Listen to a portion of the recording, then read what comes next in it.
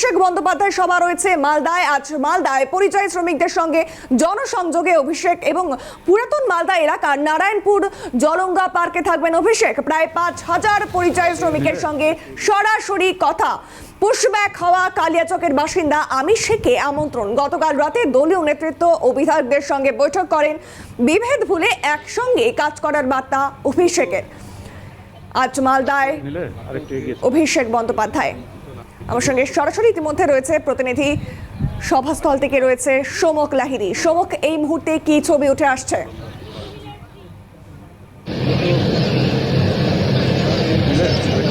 দেখো, এই মুহূর্তে আমি রয়েছি মালদা জেলার পুরাতন মালদা বিধানসভার অন্তর্গত জলঙ্গা পার্ক নারায়ণপুর এলাকা।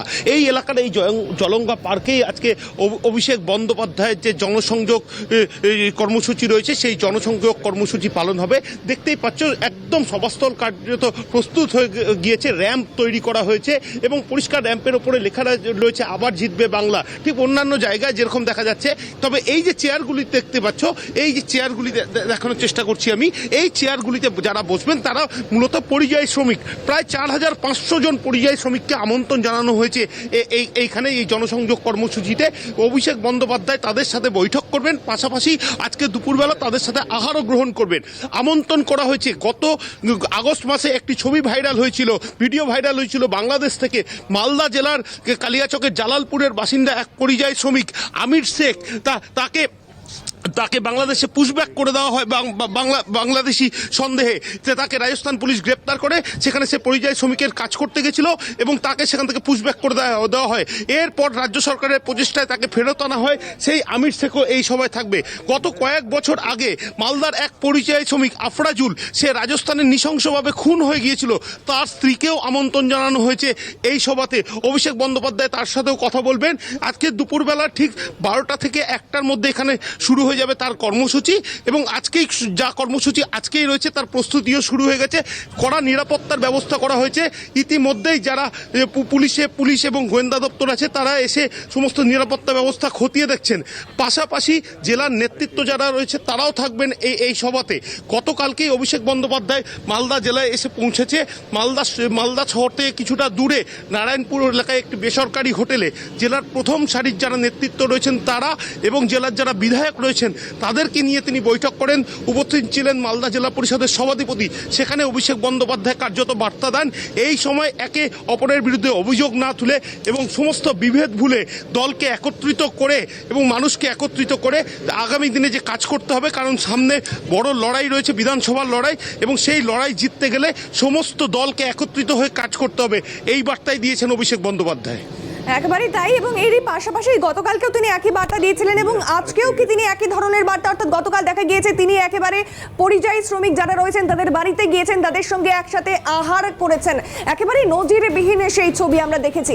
এবং আজকে কি ধরনের ছবি উঠে আসতে পারে? আজকেও কি একই ধরনের, অর্থাৎ কতটা তাৎপর্যপূর্ণ হতে চলেছে?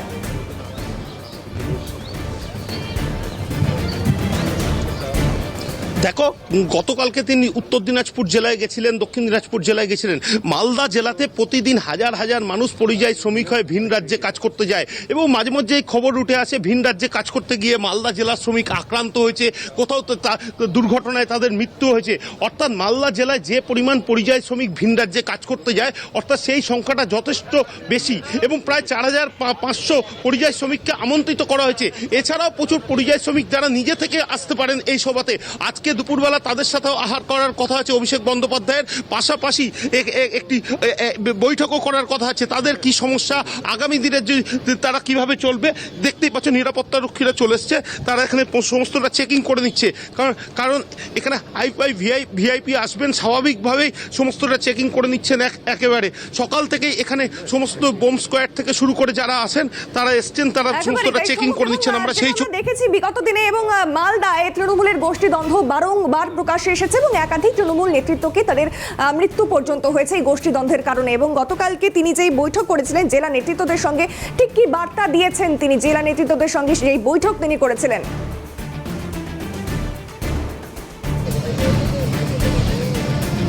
দেখো, গত এক বছরে যদি মালদা জেলার চিত্র দেখো, গত বছর জানুয়ারি মাসের 2 তারিখ নৃশংসভাবে খুন হয়ে গেছিলেন তৃণমূল নেতা, প্রথম সারির তৃণমূল নেতা দুলাল সরকার। সেই ঘটনায় তৎকালীন টাউন তৃণমূলের সভাপতি নরেন্দ্রনাথ তিওয়ারি সহ বেশ কয়েকজনকে গ্রেপ্তার করা হয়েছে। ঠিক তার রেশ কাটতে না কাটতেই মালদার কালিয়াচক 1 নম্বর ব্লকের নওদা যদুপুর এলাকায় সেই স্থানীয় অঞ্চল তৃণমূল সভাপতির ওপর হামলা করা হয় এবং সেখানে এক তৃণমূল কর্মীকে থেতলে খুন করা হয়। সেই ঘটনাতেও বেশ কয়েকজন তৃণমূলের স্থানীয় নেতৃত্ব এবং কর্মীকে পুলিশ গ্রেপ্তার করেছে। এরপর একের পর এক ঘটনা দেখা গেছে, একে অপরের বিরুদ্ধে বিষোদ্গার করেছে। একদম জেলার বর্ষীয়মান বিধায়ক সমর মুখোপাধ্যায় তিনি সরাসরি অভিযোগ করেছিলেন যে জেলার মুখপাত্র আশিস কুণ্ডুর বিরুদ্ধে তার সাথে দুর্ব্যবহার করার। একের পর এক নেতা নেত্রীরা একে অপরের বিরুদ্ধে বিষোদ্গার করেছে।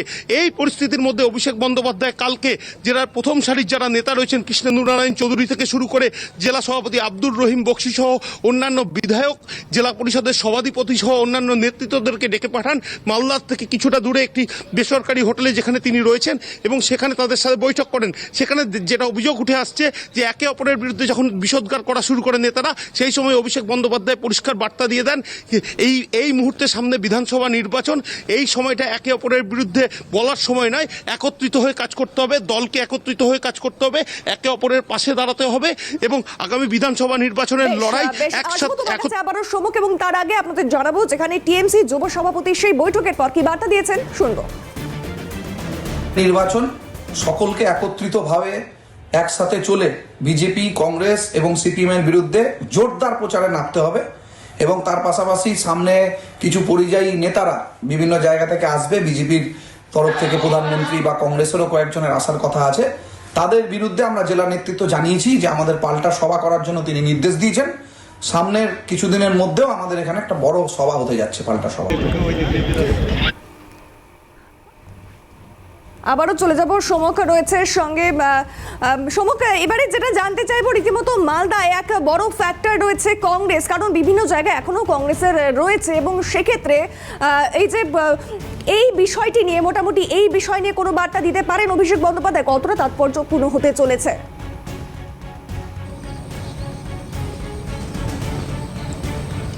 দেখো, একসময় কংগ্রেসের শক্ত ঘাঁটি ছিল মালদা জেলা, কিন্তু 2021-এ দেখা যায় এই জেলাতে কংগ্রেস কার্যত সারা রাজ্যের সাথে শূন্য হয়ে যায়। জেলার 8টি আসন দখল করে তৃণমূল কংগ্রেস, 4টি আসন প্রায় বিজেপি। কিন্তু গত 2019-এর লোকসভাতে দেখা যায় উত্তর মালদা আসনটি দখলে চলে যায় বিজেপির এবং মালদা দক্ষিণ আসনটি কংগ্রেসেরই রয়ে যায়। কিন্তু 2024-এর যখন আবার লোকসভা ভোট আসে, সেই সময় দেখা যাচ্ছে যে মালদা উত্তর আসনটিতে রয়েছে বিজেপি এগিয়ে রয়েছে, বিজেপি জিতেছে এবং মালদা দক্ষিণ আসনটি কংগ্রেস জিতেছে। সেক্ষেত্রে কার্যত মালদা উত্তরে তৃণমূলকে দ্বিতীয় স্থানে থাকতে হয় এবং মালদা দক্ষিণে কার্যত তৃণমূলকে 3 নম্বর স্থানে যেতে হয়।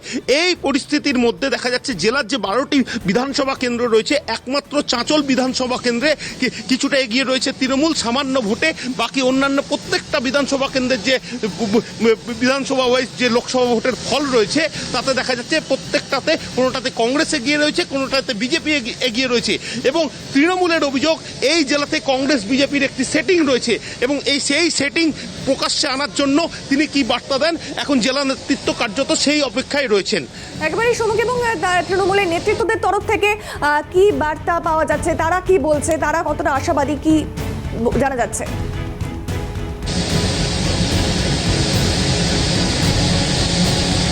দেখো, জেলা তৃণমূলের নেতৃত্বরা পরিষ্কার জানিয়ে দিচ্ছেন এই যে র্যাম্প হয়েছে, এই র্যাম্পে হেঁটে অভিষেক বন্দ্যোপাধ্যায় মালদার মানুষকে এই পরিযায়ী শ্রমিকদের মাধ্যমে যে বার্তা দেবে, সেই বার্তা কার্যত ছড়িয়ে পড়বে জেলাতে এবং এইখান থেকেই তাদের বিধানসভা ভোটের লড়াই শুরু হয়ে যাবে। এবং তাদেরকে নির্দেশ দিয়ে দিয়েছেন গতকালকেই অভিষেক বন্দ্যোপাধ্যায়, আগামী ফেব্রুয়ারি মাসের 10 তারিখ নাগাদ একটি বিরাট জনসভা এবং কর্মসূচি করা হবে মালদা জেলায় এবং তার প্রস্তুতিও তারা কার্যত শুরু করে দিয়েছে। একেবারে অসংখ্য ধন্যবাদ সমক সঙ্গে থাকার জন্য।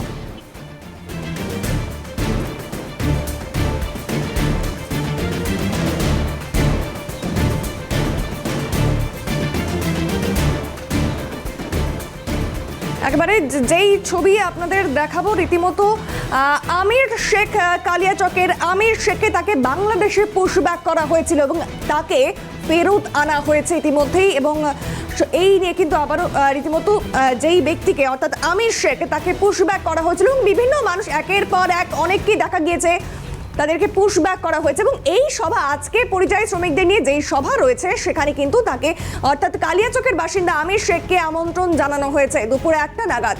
ভিন রাজ্যে হেনস্থা হয়ে একাধিক শ্রমিককে বারংবার পুশব্যাক করা হয়েছে বাংলাদেশি বলে দাগিয়ে দেওয়া হয়েছে।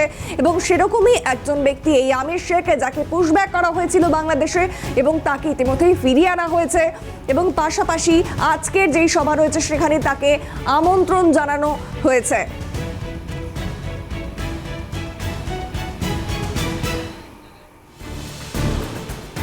এই আমির শেখের পরিবারের সঙ্গে আমরা কথা বলেছিলাম, কি জানিয়েছেন তারা, শুনবো। বাড়ি নেই স্যার, ঘরও নেই। কালকে কোথায় ডেকেছে ওকে? মালদা রেখেছে। তো অভিষেক ব্যানার্জি হ্যাঁ হ্যাঁ হ্যাঁ, তো যাবে বলে গেছে, যাবে। খুশি আছে, কিন্তু আমার এটাই দুঃখ হয়েছে, বাড়ি ঘর নেই, এটাই দুঃখ, ওখানে ঘুমাইছে। এবারে স্থানীয় টিএমসি নেতৃত্বের তরফ থেকে কি বক্তব্য পাওয়া গিয়েছে, শুনবো। জননেতা তথা পশ্চিমবঙ্গ সর্বভারতীয় তৃণমূল কংগ্রেসের জেনারেল সেক্রেটারি অভিষেক ব্যানার্জি মহাশয় আগামীকাল মালদায় আসছেন এবং তার উপরে যে অত্যাচার হয়েছিল সেই অত্যাচারের কাহিনী নিজের মুখে শুনবেন। তাকে আমন্ত্রণ করা হয়েছে, সে আমরা একজন সৈনিক হিসাবে তার বাড়িতে আমন্ত্রণ জানাতে এসেছি। একেবারে যে খবরের দিকে আমরা নজর রাখছিলাম, আজ মালদায় পরিযায়ী শ্রমিকদের সঙ্গে জনসংযোগে অভিষেক এবং পুরাতন মালদা এলাকার নারায়ণপুর জলঙ্গা পার্কে থাকবেন অভিষেক। প্রায় 5000 পরিযায়ী শ্রমিকের সঙ্গে সরাসরি কথা।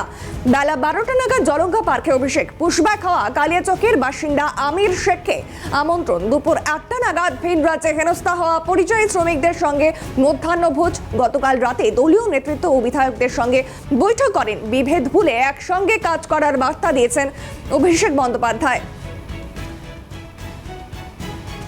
এবং একের পর এক যে ছবি আমরা একটা সময় দেখতে পাচ্ছিলাম, যেখানে ভিন রাজ্যে বাংলা বলার জন্য বাংলাদেশি বলে দাগিয়ে দেওয়া হয়েছিল। শুধু তাই নয়, তাদের উপর অত্যাচার করা হয়েছে, পাশাপাশি তাদেরকে পুশব্যাক করা হয়েছে বাংলাদেশে। ঠিক সেরকমই সেই ভিন রাজ্যে হেনস্থা হওয়া পরিযায়ী শ্রমিকদের সঙ্গে রীতিমতো মধ্যাহ্নভোজ করেছে গতকাল অভিষেক বন্দ্যোপাধ্যায়।